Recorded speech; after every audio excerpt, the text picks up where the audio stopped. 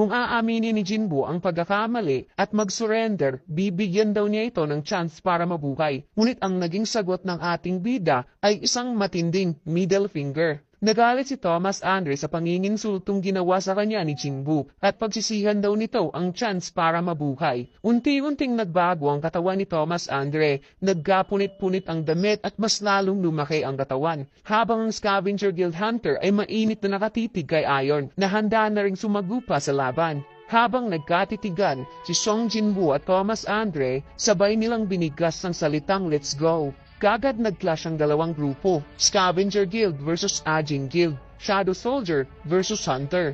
May advantage sa Dabi ang Shadow Soldier, ngunit may advantage rin ang mga Hunter since sila ay mga tao nasa kanila ang advantage ng strategy at timing. Gumawa ng defense positioning ang Scavenger Guild. Sa pamamagitan nito, nakabuo sila ng isang napakalawak na creation magic shield, habang mabilis na sumalakay ang mga Shadow Soldier. Hindi nakapasok ang mga Shadow Soldier dahil parang pader ang shield na ginawa ng Scavenger Guild sa sobrang laki kaya tumilapon lamang ang mga ito. Ngunit mayroon din namang mga Shadow Soldier na kayang lumipad para pasukin ang kalaban. Subalit pahirapan pa rin para sa mga Shadow Soldier dahil wasap ang aabuti nila kay Thomas Andre. Napansin ni Thomas Andre si Toss na naka-giant mode habang gumagamit ito ng magic spell, Hame of Protection. Itinuon niya ang kanyang lakas sa paa upang makatalon ng mataas, kaya basag ang shield ni Toss at wasak ang ulo nito. Naglanding si Thomas Andre sa itaas ng gusali, habang si Jinwoo ay kalmado lamang nakatayo at isa-isa niyang pinatumba ang mga hunter na gustong sumubok na kalabanin siya.